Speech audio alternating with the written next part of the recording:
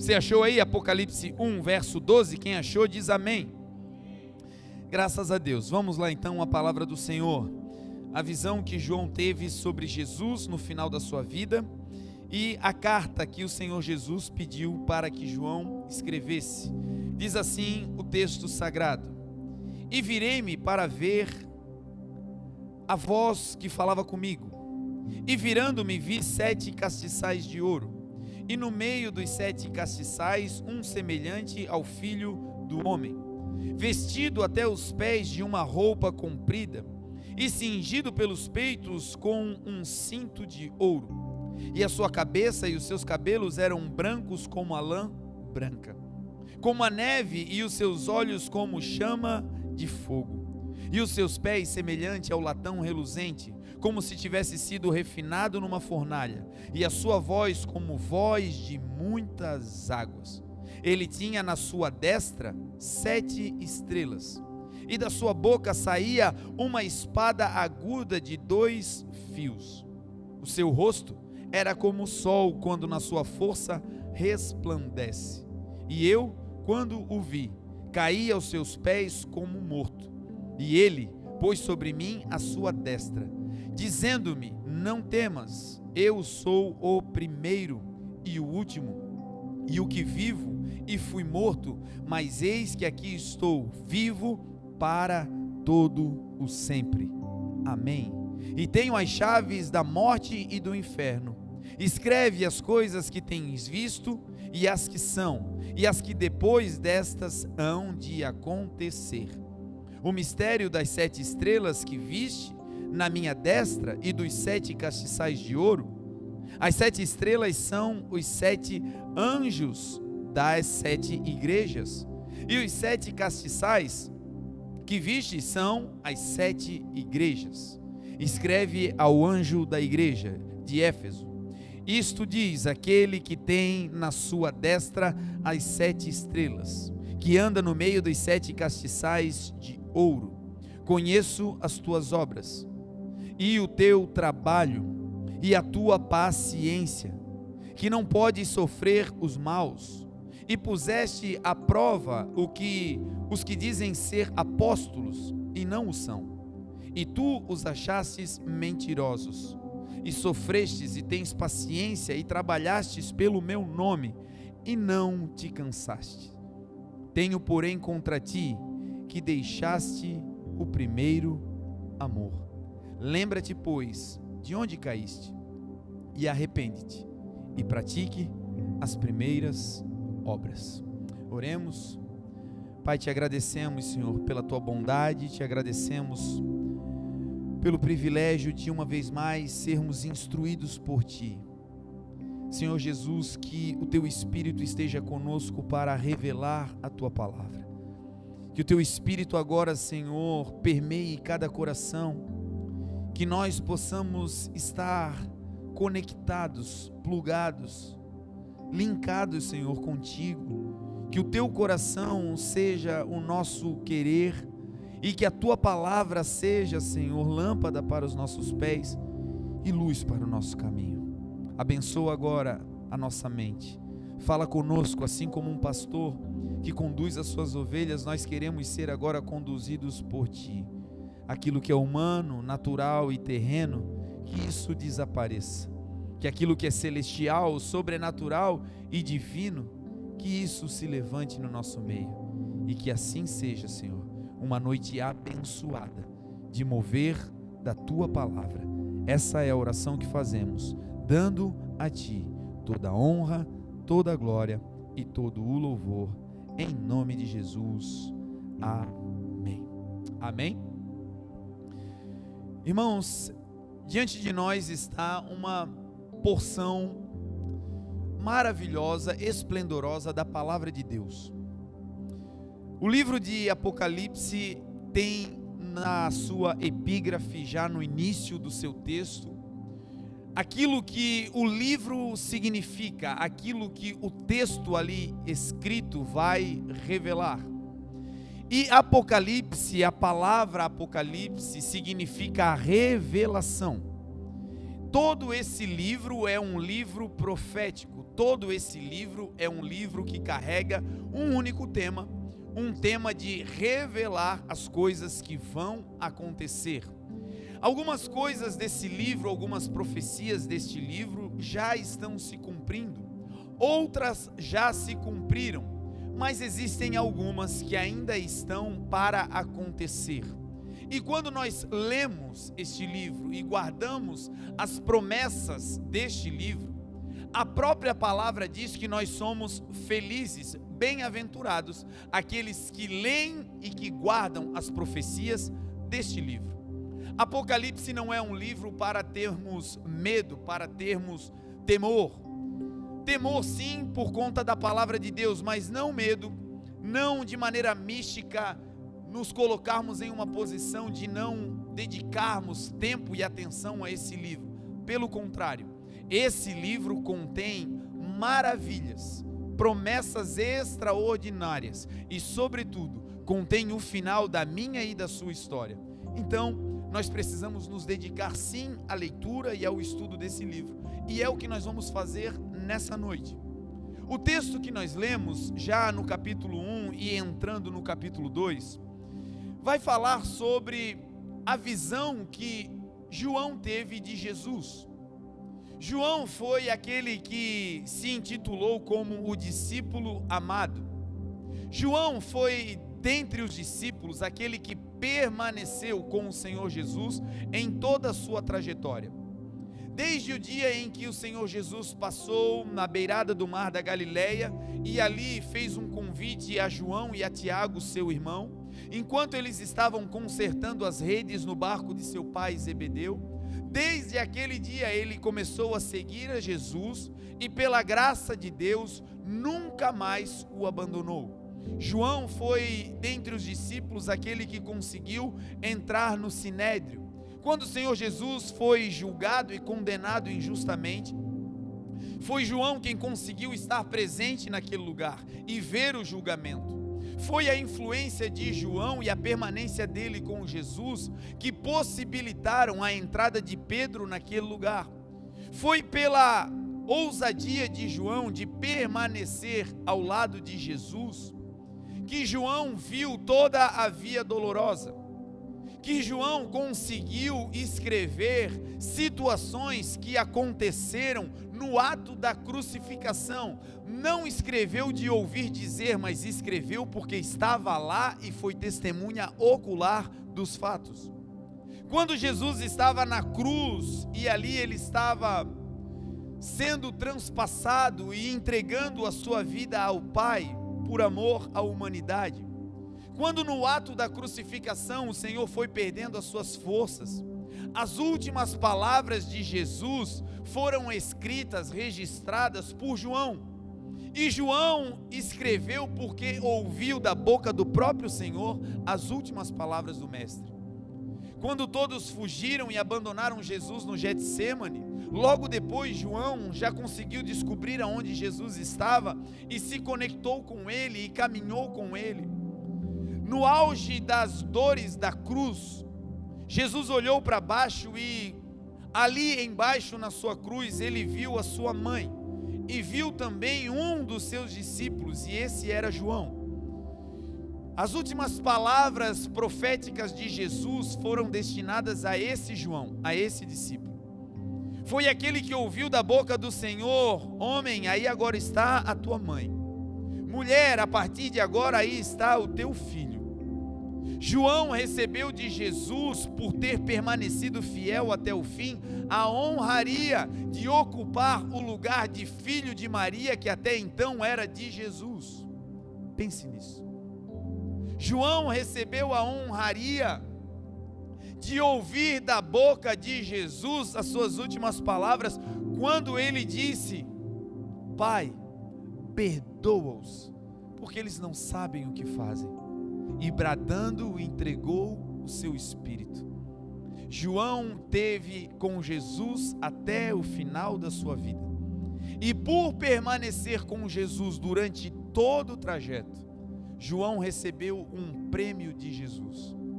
Porque assim é na vida daqueles que permanecem. porque assim é a relação de Deus com todos aqueles que se dedicam à sua vida com Deus, não apenas de maneira fugaz por um tempo, não apenas de maneira efêmera, que qualquer situação abala a sua relação com Deus, não. Quando nós somos perseverantes, quando nós perseveramos na nossa intimidade com Deus, aconteça o que acontecer, venha o que vier, a nossa fé em Deus não será abalada. Quando somos assim, no final teremos uma recompensa, diz a palavra. Ora, sem fé é impossível agradar a Deus, porque é necessário que aqueles que se aproximam de Deus creiam que Ele existe, diz a palavra, e que Deus é galardoador, presenteador daqueles que o buscam. Quando buscamos a presença do Senhor, e isso é o ápice. Buscar a Deus por uma cura pode ser uma motivação, mas quando você descobre quem o Senhor é, a cura fica em segundo plano. Quando você busca o Senhor para sanar uma dívida, quando você encontra o Senhor, a dívida fica em segundo plano. Porque o Senhor, quando se apresenta, quando se revela a qualquer um de nós, Ele se transforma no centro de todas as coisas, e todas as coisas demais se transformam em secundárias. Ele se transforma na razão da nossa existência. E João descobriu isso. João descobriu que valeria a pena arriscar a sua vida estando num julgamento aonde a definição já estava predita: Jesus seria condenado. Mas ali ele estava, na via dolorosa, quando as pessoas achincalhavam o Senhor, quando as pessoas no meio do julgamento diziam a Pilatos: crucifica-o, crucifica-o. Ele era um daqueles que estava ali no meio, mas não engrossou o coro da multidão, mas por dentro tinha temor do Senhor, sabendo que Jesus era Deus. E por isso ele permaneceu até o fim. E porque permaneceu até o fim, ganhou um prêmio. Qual foi? Ele recebeu de Jesus a revelação dos últimos dias da existência humana na terra. Ele recebeu de Jesus a revelação de como as coisas acontecem no céu e na eternidade e por toda a eternidade. João recebeu de Jesus um convite para entrar em um lugar aonde os homens não conseguem entrar com força ou com dinheiro. João ouviu na ilha de Patmos uma voz dizendo: João, sobe aqui. E ele olhou e viu aquela voz que falava com ele como que de trombeta, mas agora como voz de muitas águas. E ele olhou no céu e viu uma porta aberta, disse João. E a voz que falava com ele disse: João, por essa porta aberta que tu estás vendo nos céus, sobe, entra aqui. Era Jesus, o seu amado, aquele ao qual ele seguiu até a morte. Era Jesus o convidando para entrar no céu ainda vivo. Era Jesus abrindo um portal espiritual e dizendo: João, pela tua fidelidade, eu vou te mostrar coisas que aos homens são impossíveis de vislumbrar. Ei, a tua fidelidade ao Senhor vai abrir portais espirituais que vão te trazer revelações que o mundo e o dinheiro não pode dar, mas a tua fidelidade com o Senhor vai te botar nesse lugar. E ele escuta a voz e o Senhor leva ele para cima. Porque esse é um outro ponto da fidelidade com Deus. Os que são fiéis ao Senhor e fiéis até o fim, têm uma vida de elevação espiritual e não de declínio.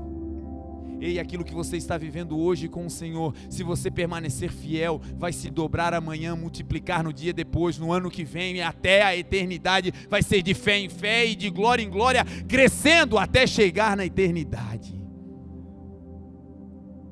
Jesus diz a ele: sobe aqui, João, e escreve as coisas que você está vendo e aquelas que vão acontecer depois dessas. Quando João chega nos céus, o Senhor mostra para João o lugar mais íntimo do céu. o Senhor Jesus leva João até a sala do trono de Deus. João entra naquele lugar e quando ele olha, ele vê o trono de Deus. Em volta do trono ele vê outros 24 tronos. E ele vê naquele ambiente 24 anciãos que estão assentados nos seus tronos. Cada um desses anciãos, eles têm uma coroa sobre a sua cabeça. Ele olha e vê os serafins voando, os anjos voando em volta do trono. E esses anjos, eles clamam, eles cantam, eles declaram o que a canção que nós cantamos aqui na terra estava declarando.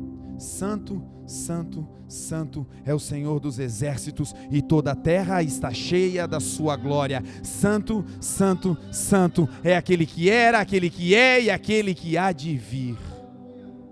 E quando João vê esse clamor, ele observa que os anciãos, enquanto os anjos declaram, e o texto que João vê e escreve, ele diz que esses anjos, eles declaram durante todo o tempo: Santo, Santo, Santo. Eles não cessam nem de dia e nem de noite.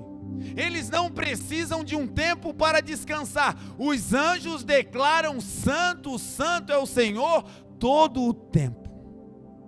Diante do Senhor por toda a eternidade, os anjos declaram a santidade de Deus. Eu não sei você, mas quantas vezes nós estamos orando e começamos dizendo: Senhor, Tu és bom, Senhor, Tu és maravilhoso, Senhor, Tu és, Senhor, amanhã eu tenho aquela conta para pagar, né, Senhor? Senhor, aquele problema lá no trabalho, né, Senhor? Oh, meu Deus, não, eu estou adorando ao Senhor. Senhor, Tu és bom, Senhor, Tu és bom, aleluia.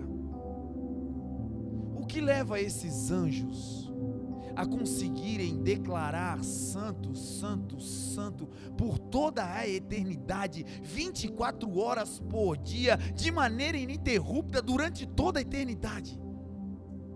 O que é que esses anjos estão vendo que fazem com que eles declarem a santidade de Deus, não de maneira automática, mas cada vez que declaram com o mesmo entusiasmo da primeira vez ou da vez anterior? O que eles veem? O que acontece com eles que os mantém acesos nessa adoração e nessa repetição da santidade de Deus?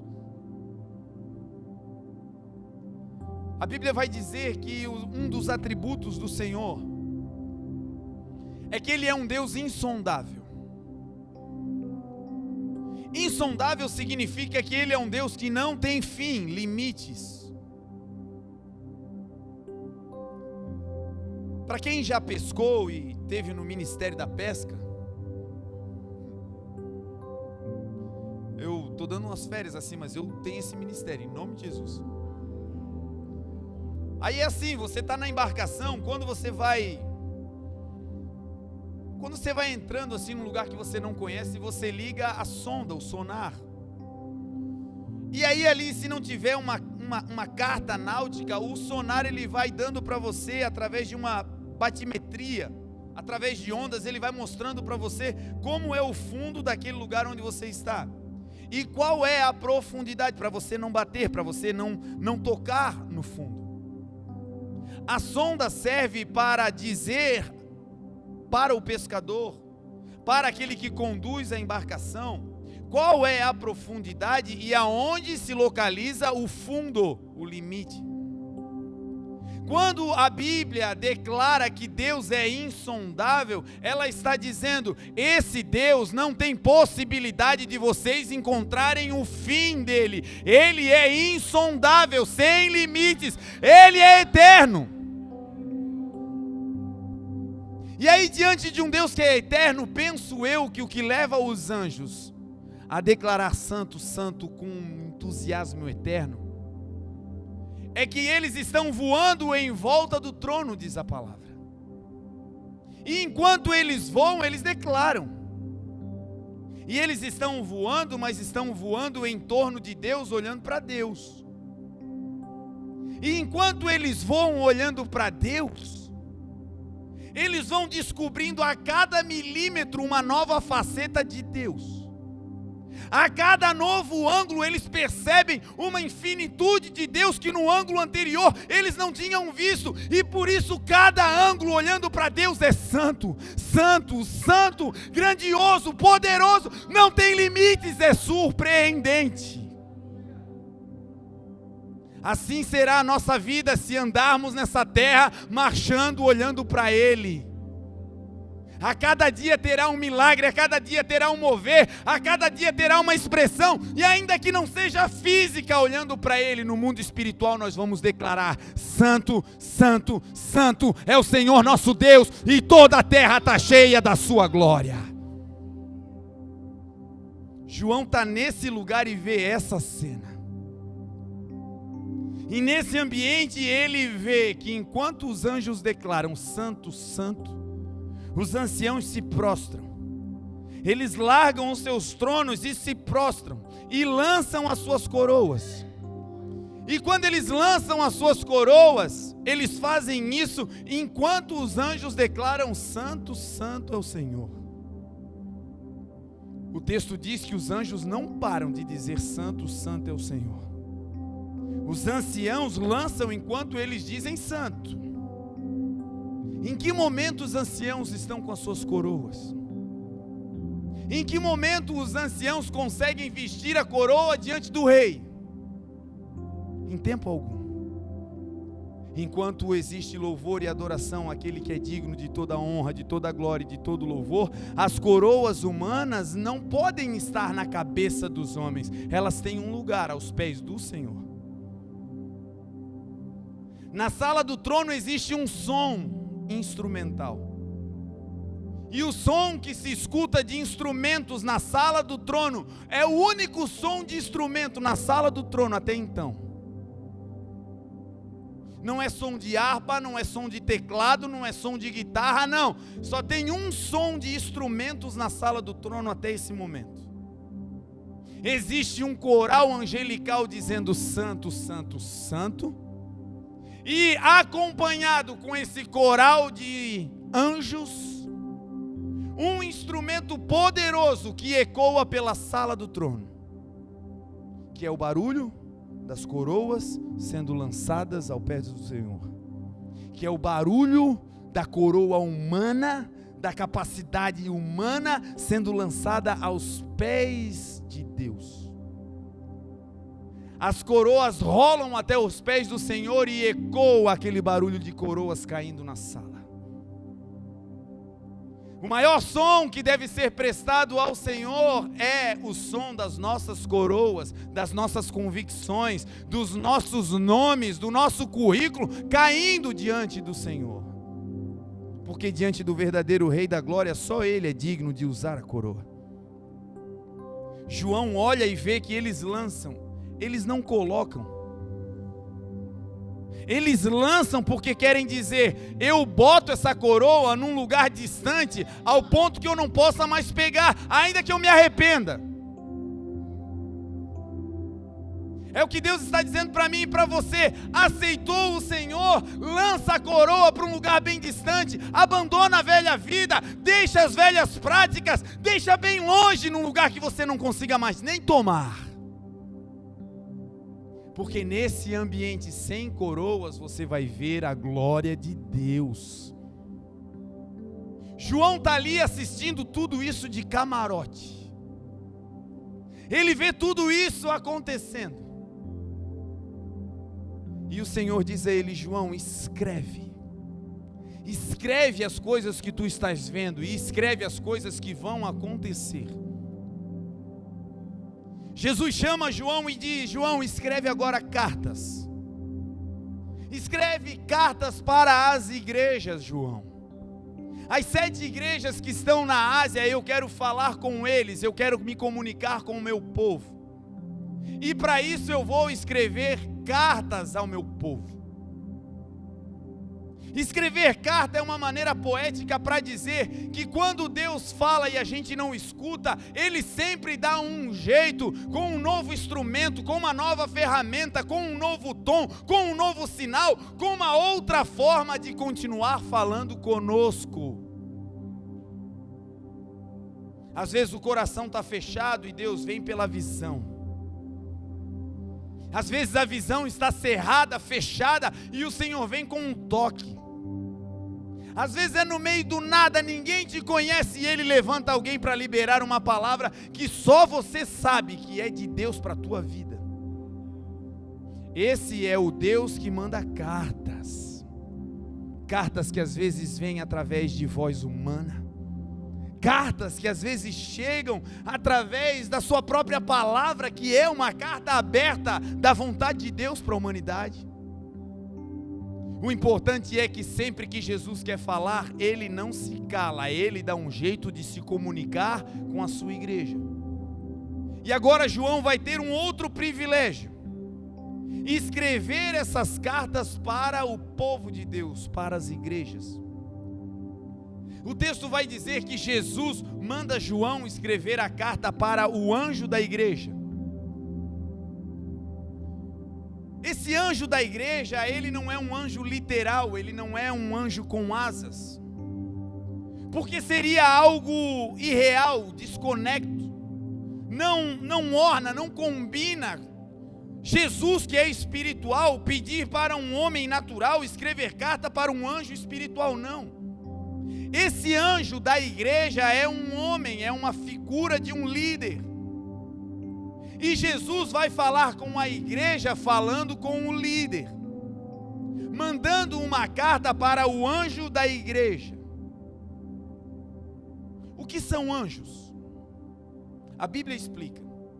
Anjos são espíritos ministradores que vão servir aqueles que hão de herdar a salvação. Nós, igreja, não devemos ter medo de anjos. Os anjos são servos da igreja. Os anjos são espíritos, mas espíritos que ministram, que servem quem? Aqueles que um dia vão voltar para o céu, que vão herdar a salvação. Se você aceitou ao Senhor Jesus e entregou a sua vida a Ele, creia. Existem anjos determinados pelo Senhor para te servir, para facilitar a tua vida, para mover o mundo espiritual aonde você não consegue mover. Agora, esse anjo da igreja, esse líder, esse pastor, ele, quando é genuíno, quando o líder é autêntico, quando o pastor é autêntico, quando o ministro é genuíno, é de Deus, ele tem pelo menos 3 características. A primeira característica de um verdadeiro pastor, de um verdadeiro líder, de um homem, de uma mulher espiritual, é que se ele é líder, se ele é pastor, ele carrega uma autoridade que foi dada por Deus. A palavra do Senhor diz que não existe autoridade que não venha de Deus, porque toda autoridade foi constituída pelo Senhor. Então, meu irmão, o pastor, o líder, o pai da família, a mãe, o chefe na empresa, é uma autoridade, e essa autoridade foi constituída não por homens, mas se é genuína, foi constituída por Deus. E eu queria te dar uma notícia: Deus não se engana. Talvez você é o líder que se acha incapaz. Talvez você é aquele que ocupa uma posição que você se julga inabilitado, fraco, frágil, que não tem as condições intelectuais de reger ou regimentar aquilo que Deus colocou na sua mão. A boa notícia para você é que o poder de Deus vai se aperfeiçoar na tua fraqueza. E a notícia cabal que tem que entrar na minha e na sua mente é: Deus não erra nas suas escolhas, Ele é Deus. Então toda autoridade, se você carrega uma autoridade, se você exerce uma função de liderança, seja ela eclesiástica, seja ela corporativa, não importa. Se você está na frente de pessoas, saiba, foi Deus quem te escolheu. E Ele não errou, meu irmão, Ele está certo naquilo que Ele fez. O segundo ponto de um pastor genuíno, de um líder genuíno, é que esse líder, esse pastor, ele não apenas é escolhido por Deus, mas ele ocupa um lugar privilegiado em Deus. Quando Deus fala para João escrever para o pastor da igreja, antes disso ele dá uma visão a João. João vê Jesus andando no meio de 7 castiçais, e vê na mão direita de Jesus 7 estrelas. E essas 7 estrelas, o texto revela que são os 7 pastores. E os 7 castiçais são as 7 igrejas.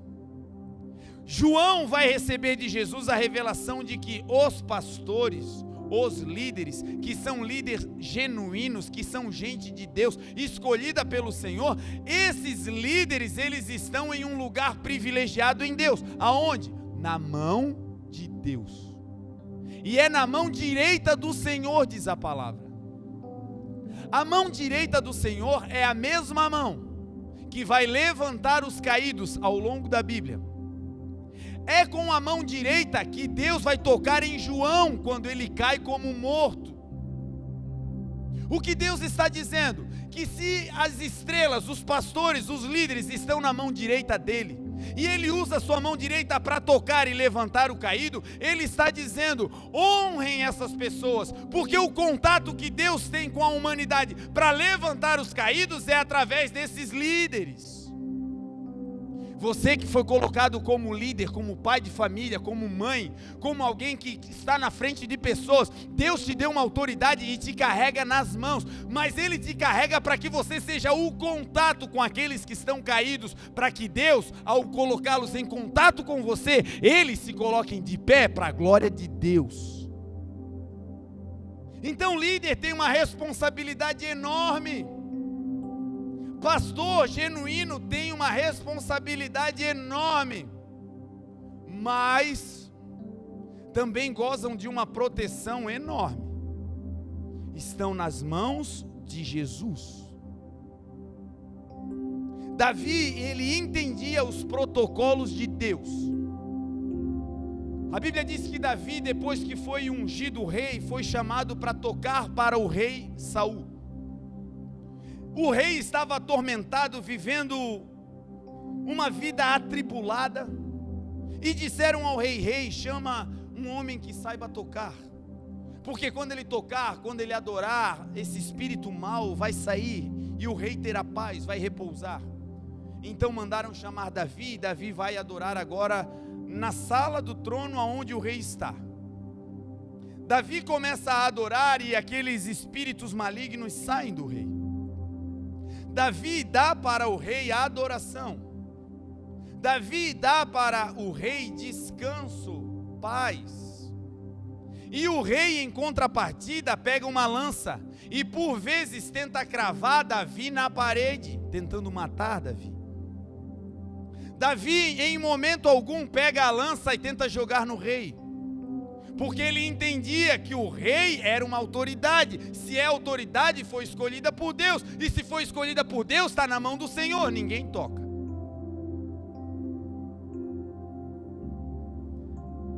Existem pessoas que não decolam na sua vida porque não entendem e não respeitam a autoridade que pai e mãe carregam. Por mais intelectual que você seja, e por mais simplório que o seu papai e a sua mamãe sejam, você nunca vai superá-los em escala de autoridade. Deus os constituiu como autoridade sobre a tua vida, e eles devem ser dignos de toda honraria e respeito. Honra teu pai e tua mãe, para que tudo te vá bem e tenhas longos dias sobre essa terra. É a primeira palavra com promessa. Algumas pessoas não decolam na empresa porque não entendem que o líder não é um adversário a ser batido. fazem corpo mole tentando sabotar o resultado para que a meta não seja batida, para tentar alcançar um lugar mais alto. Não, honra o teu líder, faz o melhor que você pode, porque para você quem te promove é Deus. O Senhor está querendo virar uma chave dentro de nós, para que nós como igreja andemos na terra seguindo os protocolos do céu. Davi entendia disso. O rei dava lanças, e Davi dava para ele adoração, porque cada um dá o que tem. O que você tem? Tem um coração generoso aí? Paga o mal com o bem e acabou, e você será abençoado. Tem um coração perdoador aí? Deixa para trás as coisas velhas ficam para trás, e na tua frente tudo se fará novo. Ei, vida nova com o Senhor, cada um dá o que tem. Saul dava lanças, Davi dava adoração ao rei. O tempo passa e a perseguição aumenta.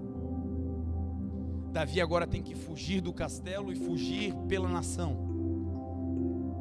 Você vai lendo a história de Davi, você vai vendo ele fugindo em cavernas, em desertos, entrando em lugares inóspitos, fugindo de Saul, o rei.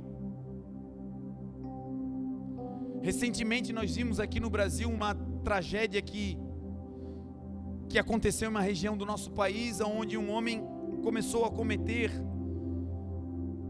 crimes, começou a atentar contra a vida das pessoas, e se montou um cerco policial, um aparato policial para tentar prender aquele homem.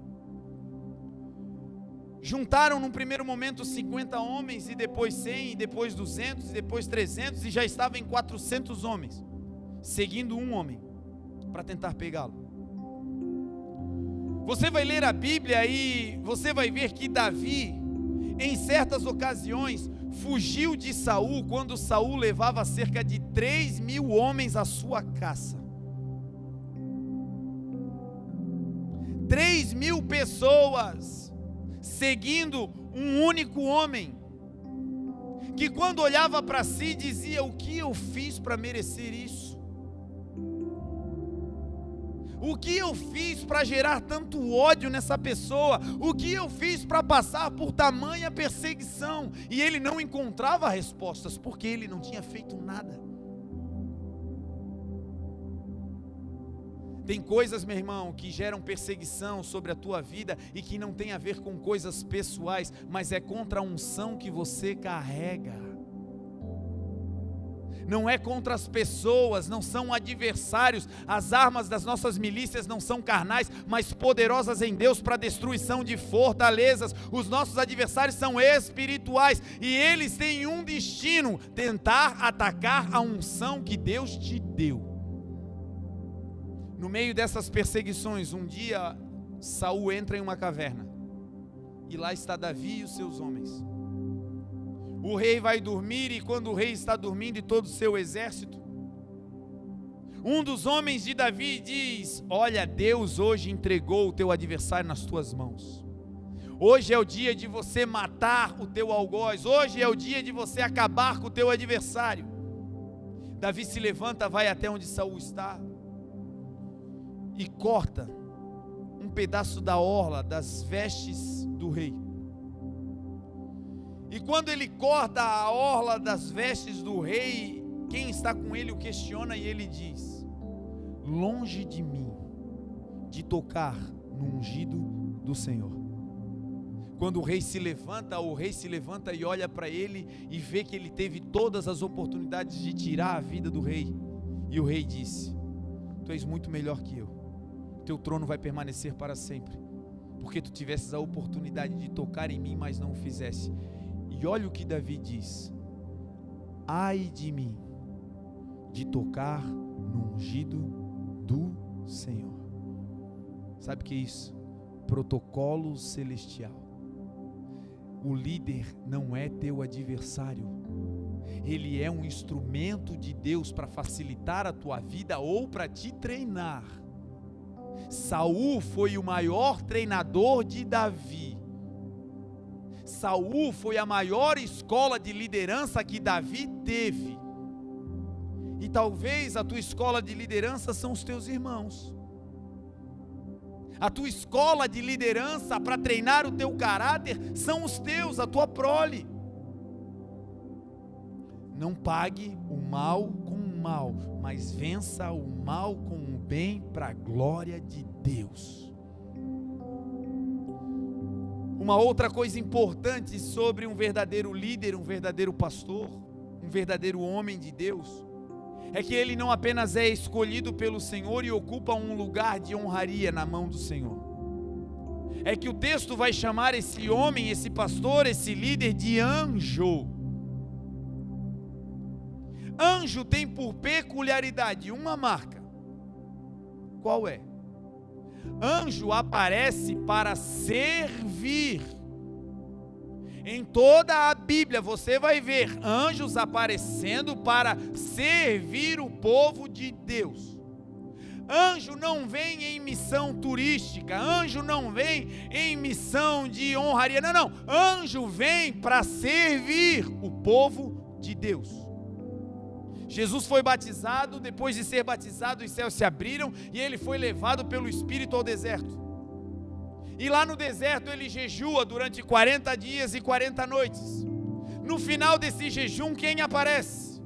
O inimigo, o adversário. E ele vem para tentar o Senhor e começa a tentação na questão fisiológica, dizendo: olha, tu estás com fome, manda que essas pedras se transformem em pães. E Jesus declarou: nem só de pão viverá o homem, mas de toda a palavra que procede da boca de Deus. E a tentação continua, o inimigo leva o Senhor no alto do templo e diz: olha, se lance daqui abaixo, porque está escrito, Deus dará ordem aos seus anjos ao teu respeito. Olha, os anjos, se tu estiver em perigo, o inimigo sabia, Deus vai mandar anjo para te guardar. O inimigo citou o Salmo 91, e o Senhor disse que ele não deveria tentar o Senhor seu Deus. Ele saberia que tinham anjos para o guardar, mas ele não faria disso uma prova de exibição. Sabe que Deus está com ele, mas é doido, se mete em risco. Sabe que Deus é com ele, mas compra coisa que ele sabe que não tem como pagar. Deus abençoa. Como assim, doido? Entra em situações que Deus disse: não vai, não vai, não vai. Deixa comigo, eu vou, Deus está comigo. Jesus, o Filho, disse: eu não vou tentar o meu Pai, ainda que eu sei que tem um exército de anjos para me guardar. E o inimigo pega Jesus e coloca agora no alto de um monte, mostra de relance todas as glórias dos reinos, e o inimigo diz a Jesus: ei, se tu prostrado me adorares, toda essa glória será tua. E Jesus diz que não adorará ao inimigo, mas somente a Deus prestará culto. O inimigo deixa Jesus por um tempo, diz a palavra. E quando o inimigo deixa Jesus, quem é que chega? Os anjos. A Bíblia diz que os anjos vieram e serviram Jesus. Sabe aquela pedra que o inimigo queria que Jesus transformasse em pão? Não precisou. Os anjos vieram com pães celestiais para servir o mestre. Sabe aquela forçadinha de porta para dizer que Deus é contigo? Não precisa. Deus manda uma comitiva de anjo para ir arrebentando tudo. Quando você chega, está tudo escancarado. É nesse ambiente de fé que o Senhor está nos levando nessa noite, para que nós possamos marchar durante esse próximo mês, entendendo que nós não nos baseamos nos protocolos da terra, nós nos baseamos na lei do céu, a lei de Deus. Esses anjos, esse anjo específico tem uma marca. Qual é? Servir. Um pastor verdadeiro, um líder verdadeiro, genuíno, ele não está ocupando a função para ter vanglória pessoal. Um líder verdadeiro, um pastor genuíno, ele não está ali para tirar o que as ovelhas têm, para subtrair o que os liderados têm. Não, ele está ali para dar a sua vida pelo rebanho. Se você ocupa uma função de líder em qualquer instância, a tua principal função é servir o teu time. O verdadeiro líder, o verdadeiro pastor é aquele que inspira, é aquele que impulsiona, é aquele que encoraja e não aquele que atrapalha. E não aquele que sabota. E não aquele que despreza, que fecha a porta, que dificulta. Líderes têm coração de anjo, têm mente de anjo. E anjo é servo. Deus está levantando nesse tempo uma geração de líderes que vão entender os protocolos dos céus.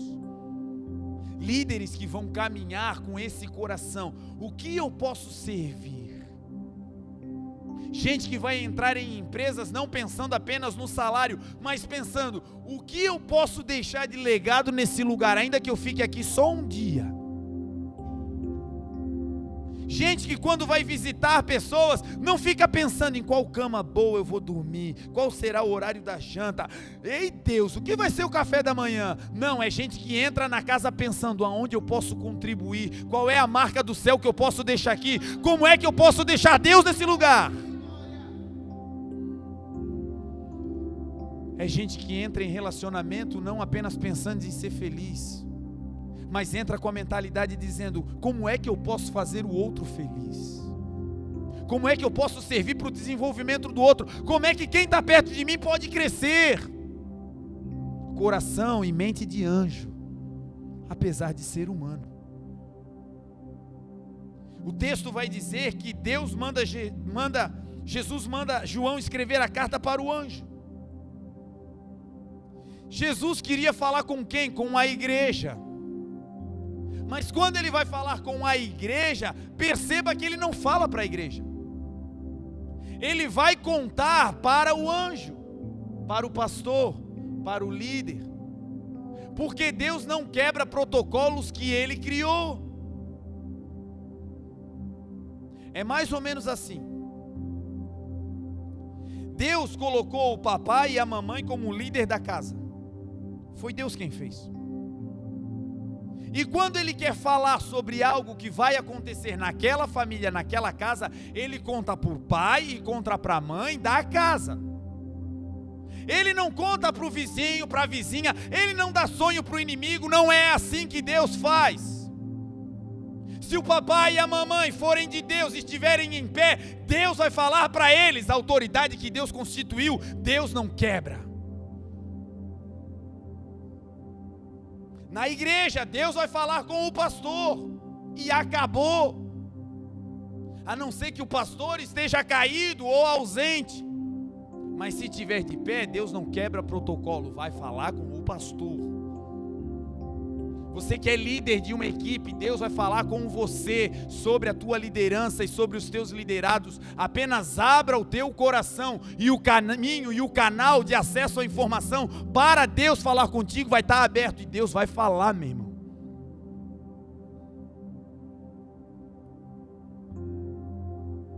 Existem situações que nós queremos ajuda humana, uma forçadinha, e esquecemos que quem faz é Deus. Existem alguns protocolos que são especiais na Bíblia e recorrentes, e para nós que queremos viver os sonhos de Deus, são imprescindíveis que a gente conheça. Protocolo número 1.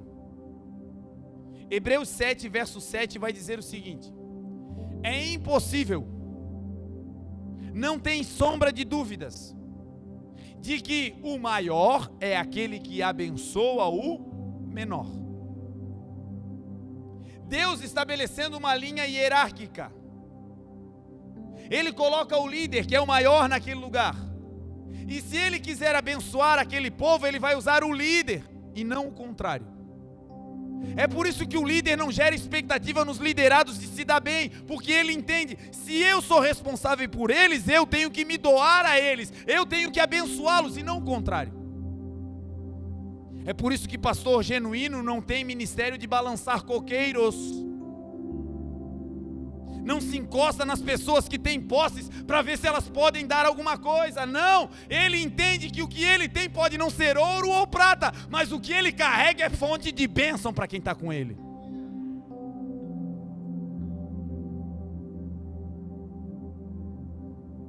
Um outro protocolo que Deus não quebra. Paulo vai escrever para os irmãos da igreja de Corinto, em 2 Coríntios capítulo 10, verso 18, por ali ele vai dizer o seguinte: não é aprovado aquele que a si se recomenda, mas sim aquele que Deus o recomenda. Olha como o protocolo celestial é completamente inverso e vai de encontro ao que o mundo prega. O mundo diz o seguinte: você quer crescer na empresa? Quem não é visto não é lembrado, meu camarada. E aí você é um homem de Deus, cheio do Espírito Santo, e Deus diz o seguinte: ei, você não vai fazer marketing pessoal. No protocolo dos céus, você não se escala, é Deus quem te convoca. Se você é um homem de Deus, você não sai batendo e forçando porta. É Deus quem abre porta para você. E porta que Deus abre, diabo nenhum fecha.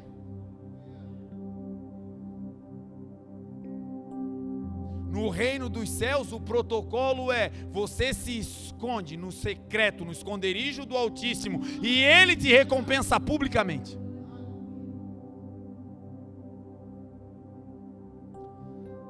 Certa vez nós estávamos em uma missão, e nós estávamos em uma grande cidade da Bolívia, em Santa Cruz. E quando nós saímos do Brasil, a missão era: levem Bíblias e vocês vão encontrar pessoas especiais. Não é para sair distribuindo para qualquer um, vocês vão levar uma quantidade de Bíblias, e lá naquele lugar, Deus, vou mostrar para vocês pessoas que vão receber essa palavra. E o Senhor nos deu uma visão de um avivamento, de algo novo que iria acontecer na Bolívia. Isso há quase 10 anos atrás. E o Senhor disse: nessa nação você vai pregar em uma igreja. Vai ser a primeira vez que você vai pregar em uma igreja fora do Brasil. Arrumei a mala, todo feliz, botei o terno, aquele de domingo à noite.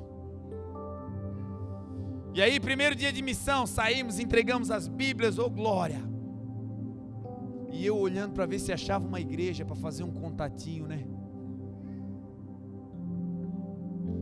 Segundo dia de missão, um mover de Deus, gente se convertendo, aceitando a Jesus, um mover. Deus pegou até o gerente do hotel, foi extraordinário. E eu andando na rua para ver se achava uma igreja, porque o Senhor falou que eu vou pregar numa igreja. Do terceiro para o quarto dia, eu estou no quarto do hotel e o outro missionário comigo. E eu postei fotos das missões, e um missionário amigo meu, que estava na época na Europa, ele mandou uma mensagem dizendo: tu está na Bolívia, é? Eu falei: tô. Tu está em Santa Cruz? Eu falei: tô.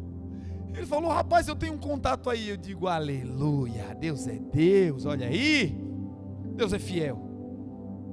Aí eu falei: como é que vai ser? Ele falou: não, pera aí que eu já vou fazer os contatos. Eu: Deus, tu é fiel. Desliguei o telefone, ele acabou de mandar mensagem. Quando eu desligo o celular, Deus disse: não é assim. Liga agora para ele e diz para não fazer contato nenhum. Porque eu te trouxe até aqui, e quem vai te botar para pregar sou eu. Não é com contatinho humano. Desliga. Me bateu uma dor de cabeça, um desânimo, coisa ruim. Ai, meu Deus, que luta. Aí o abençoado que estava comigo acordou. Isso tudo rolando, Deus quase descendo na terra e o abençoado dormindo. Aí ele acorda com a cara de sono assim, olha para mim, e eu triste. Enfiei a cabeça embaixo do travesseiro, fui orar. Ele falou: Marlon. Falei: o quê? Tá acordado? Falei: tô acordado. Aí falou: tu trouxe terno? Aí eu tirei a cabeça debaixo do travesseiro, dei aquela olhada espiritual, falei: trouxe. Deus me mostrou que hoje tu vai pregar numa igreja aqui na Bolívia. Falei: hoje? Eu pensei: meu Deus, será que o irmão fez o contato, ainda vai ter uma pontezinha? Vai que né? E aí eu fui orar, e aquele irmão falou aquilo e saiu fora, bicho doido. E aí eu saí, fui fazer a missão, e procurando uma igreja, procurando nada. No final da missão, no final do dia, estou eu andando, mochila nas costas, Eu acho que eu tinha ainda mais umas 2 Bíblias naquele dia para entregar. E aí Deus disse para mim: levanta a tua cabeça numa avenida. E eu levantei a cabeça. Quando eu levantei, do outro lado tinha um letreiro de uma igreja. Quando eu vi a placa da igreja, eu digo: meu Deus, uma igreja, 4 dias sem cultuar. Eu tinha me esquecido que Deus tinha dito que eu ia pregar. Eu queria entrar num ambiente de culto. Para mim estava valendo, sair correndo, atravessei a rua. Quando eu cheguei na porta da igreja, a igreja era no 2º piso, a porta estava fechada, um portão. Falei: não, Senhor, fechado. Aí saí andando assim, meio desanimado. Sabe quando você recebe a palavra, mas dá aquela duvidada? Saí assim meio cabisbaixo, e o Senhor falou: escreve a visão que eu te dei para Bolívia em uma carta e bota essa carta debaixo da porta da igreja do pastor. Vai lá no ginásio onde tu estava, vai lá tomar água, onde você foi, e lá senta e escreve. Botei a mochila nas costas, saí correndo. Deus falou comigo, sentei e comecei a escrever. No meio da carta, Deus disse: pode levantar e ir lá, a igreja já está aberta. Falei: Senhor, se eu estiver equivocado, não tem problema, Senhor. Não tem problema, se estiver fechado, não tem problema, eu fico aqui mais uma meia hora. O Senhor disse: levanta. Me levantei e fui assim, sabe? Aqueles passos de fé, tipo assim: Deus, não deixa eu estar doido. Quando eu virei a cabeça do lado de fora do ginásio, a porta da igreja estava aberta. Eu saí correndo, subi as escadas. Quando eu subi as escadas, as irmãs estavam enfeitando a igreja num canto. E aí eu passei por elas e falei: o pastor da igreja está aí? E elas apontaram para o altar. Sim, ele está lá. Eu falei: eu posso falar com ele? Elas disseram: pode. E eu me aproximei, conversei com o pastor e falei: olha, pastor, eu sou missionário, vim do Brasil, Deus me deu uma palavra para Bolívia. E a palavra é essa. E comecei a entregar a palavra para ele, dizendo aquilo que Deus iria fazer na Bolívia. E aquele homem caiu de joelho no chão e começou a chorar. E eu também não gosto de chorar, caí junto e fui junto na oração. Quando ele se acalmou, ele levantou e disse: tu não me conhece? Eu falei: não. E ele falou: eu fazia parte de uma banda muito famosa, os mais antigos aí vão conhecer. Era a primeira banda, a banda original do ritmo lambada. Quem lembra? Ui, a Carolzinha, pronto. Os antigos lembram. E essa banda fez tanto sucesso, eles rodaram o mundo todo. Só que esse camarada se converteu. E ele tinha um estúdio de músicas na Califórnia. E quando ele se converteu, Deus deu para ele a mesma mensagem que deu para mim no Brasil.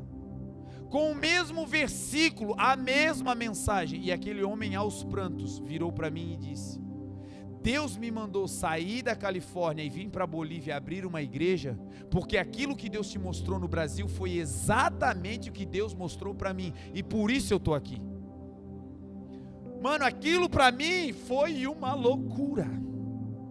Saber que Deus que fala com alguém nos Estados Unidos é o mesmo Deus que fala com um menino no Brasil. Porque Deus escolhe quem Ele quer, fala com quem Ele quer, e para Deus basta um coração disponível. Deus é Deus. Aí eu me abracei com ele, foi uma bênção. Eu digo: eu já preguei, aleluia. Fui pro hotel. Quando eu chego no hotel, Deus disse: agora bota o terno e volta para a igreja. Falei: botei o terno, me vesti, botei a Bíblia e fui.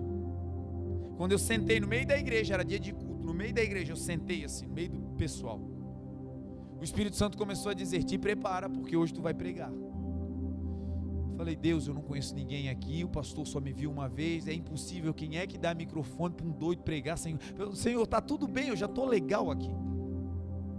E eles apresentaram os visitantes, apresentaram todo mundo, e aí a pastora, que eu nem falei com ela apresentou todos os visitantes, e na hora de me apresentar ela disse: você é pastor, não é mesmo?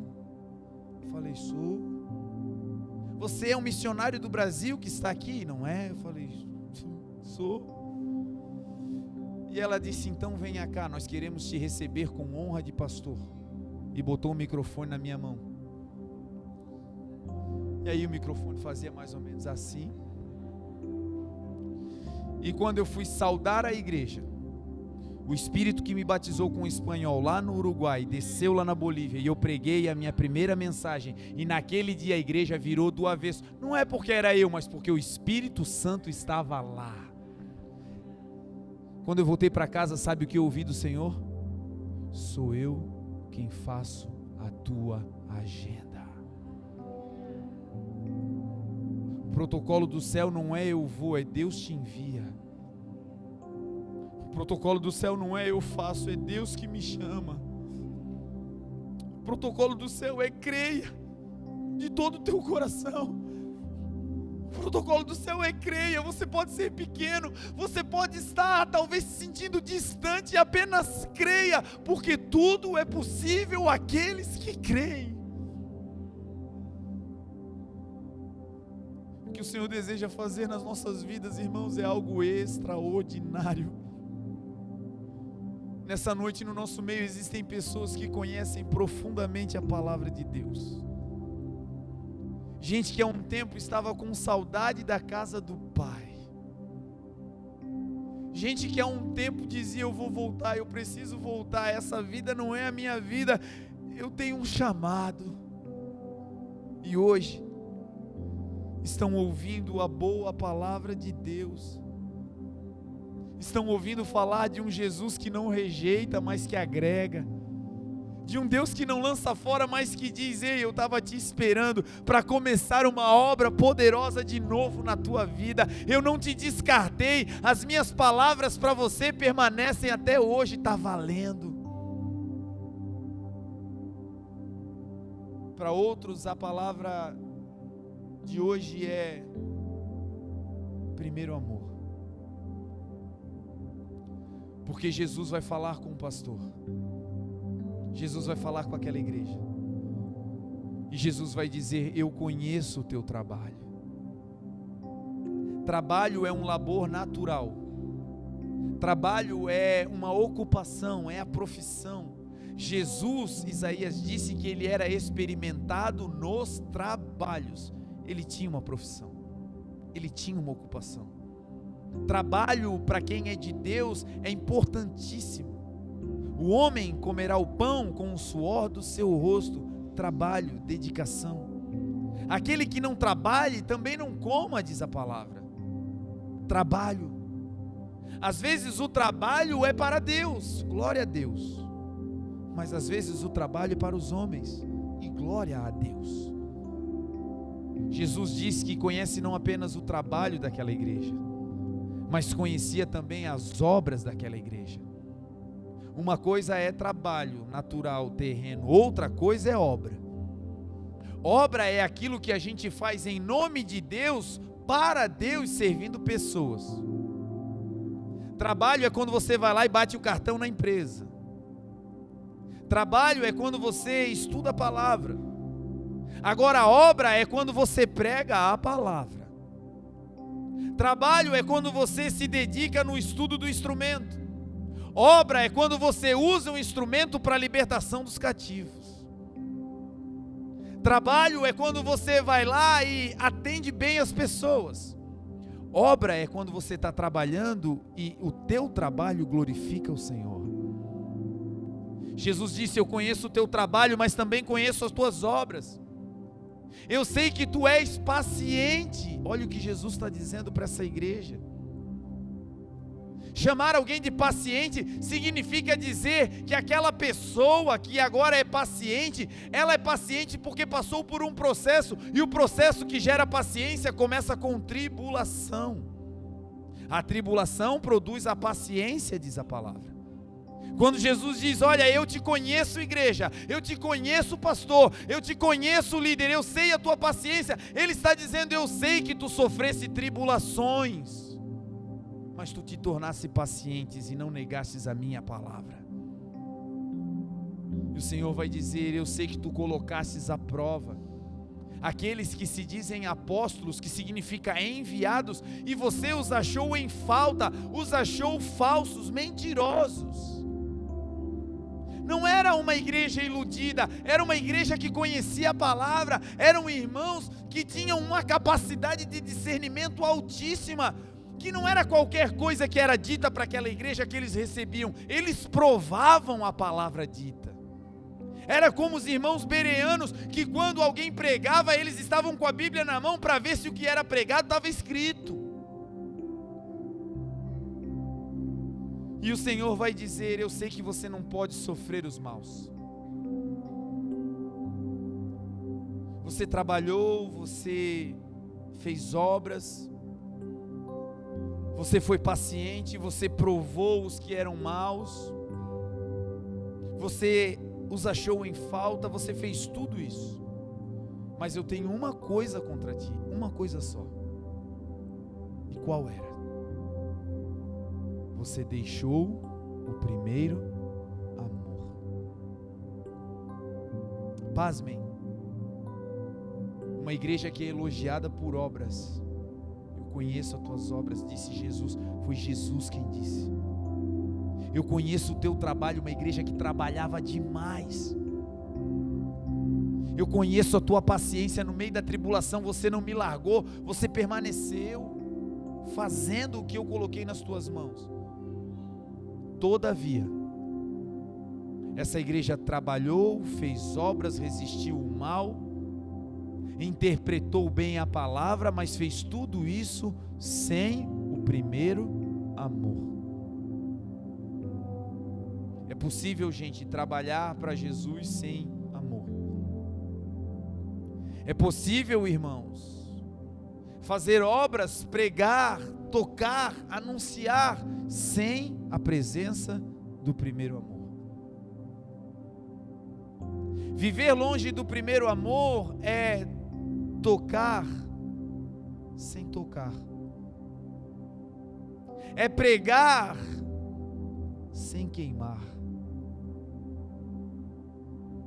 É orar sem crer.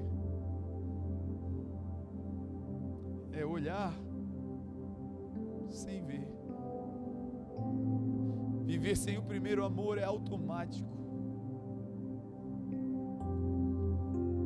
Viver sem o primeiro amor é fazer tudo certo pelo lado de fora, mas com um vazio enorme do lado de dentro. E era essa a queixa de Jesus. Ele estava dizendo: vocês estão trabalhando, vocês estão fazendo a obra, vocês estão acertando em tudo, mas o que eu tenho contra vocês é que eu tenho saudade de vocês. Eu quero vocês de volta. Eu não quero ver vocês apenas apertando botões. Eu não quero ver vocês apenas tocando instrumentos. Eu não quero ver vocês apenas fazendo coisas. Eu quero vocês. Eu quero vocês. Eu quero vocês para mim.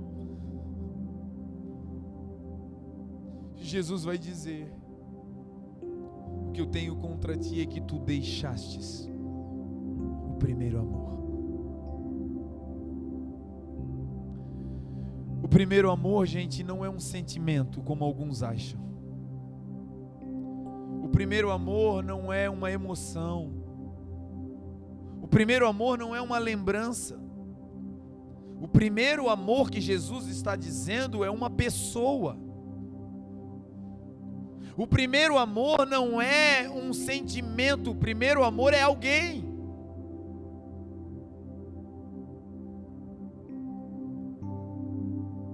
O primeiro amor é Jesus, gente.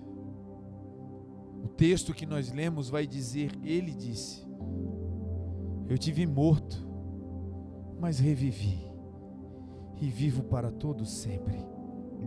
Eu sou o primeiro. Ele estava dizendo: eu sou o primeiro amor de vocês. A Bíblia diz que foi Ele que nos amou primeiro. Não fomos nós que o amamos, mas Ele nos amou primeiro. Jesus é o nosso primeiro amor. E quando Ele diz: eu tenho uma coisa contra vocês, é que vocês me deixaram. Estão na minha casa, mas se esqueceram de mim.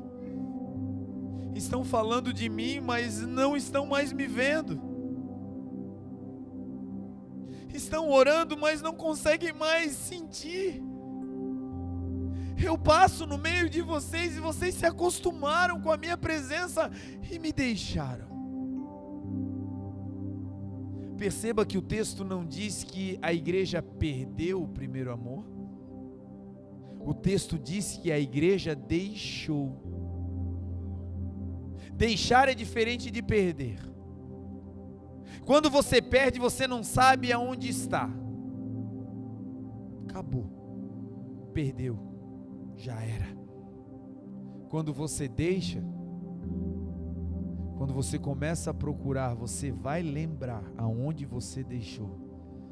E aí você vai ter a possibilidade de voltar lá e ter um reencontro.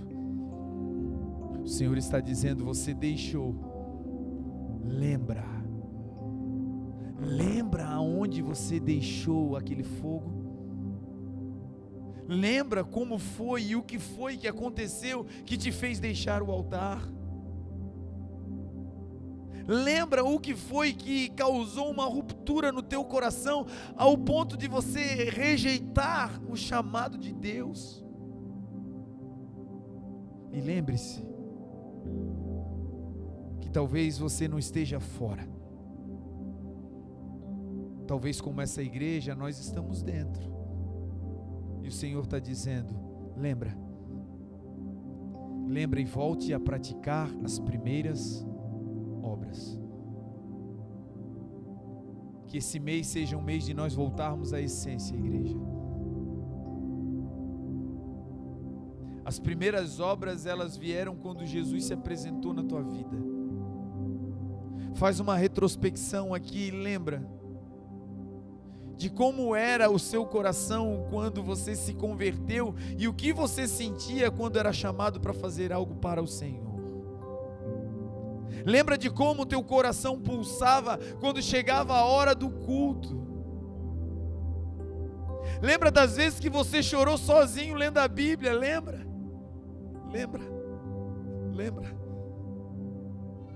Lembra das vezes que você tocava o teu instrumento e chorava.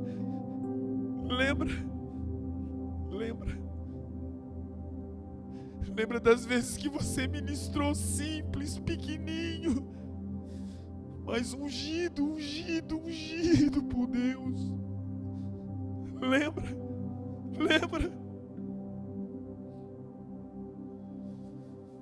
A Bíblia vai contar a história de um homem que viveu isso. Que quando teve um contato com Jesus, logo começou as primeiras obras. Mas algo aconteceu na sua vida que ele deixou o primeiro amor. Pedro. O texto diz que quando o primeiro amor se apresenta para Pedro, ele está na beira da praia lavando as redes. O contexto era que Pedro estava preocupado, porque ele vinha de uma pescaria frustrada. Não tinha pego os peixes que gerariam recursos para pagar as dívidas da semana. Estava preocupado porque não teve êxito naquilo que estava fazendo. E ele estava ali lavando as redes numa obstinação de quem diz: amanhã eu vou de novo. Eu não peguei nada agora, mas eu já vou lavar, vou deixar tudo pronto. Eu estou doido que escureça logo para eu poder voltar lá. Eu preciso. E no meio desse mergulhar de Pedro na sua vida pessoal, no seu eu, nas suas demandas, nos seus problemas, o primeiro amor vem andando pela praia. E o primeiro amor encontra Pedro. O primeiro amor invade o coração de Pedro, toma conta dele. Quando o primeiro amor chega até Pedro, a primeira coisa que acontece com Pedro, a primeira obra, quando o primeiro amor chega, é que Jesus olha aquele barco vazio e Jesus entra no barco. Jesus pede, o primeiro amor pede para que Pedro afastasse o barco da areia, para que ele pregasse para a multidão. E imediatamente a primeira obra de Pedro, quando foi tocado pelo primeiro amor, sabe qual foi? Ele parou de lavar as suas redes para atender ao chamado de Jesus. No primeiro amor, o que o Senhor pede para nós vira prioridade. Não importa mais se o dia foi de trabalho, se o dia foi de felicidade, se o dia foi ruim, não importa. No primeiro amor, quando o Senhor chama, eis-nos aqui. No primeiro amor, Pedro larga as redes imediatamente. Ele para de fazer o que era aos seus olhos a prioridade. No primeiro amor, a prioridade não somos mais nós, a prioridade é Ele.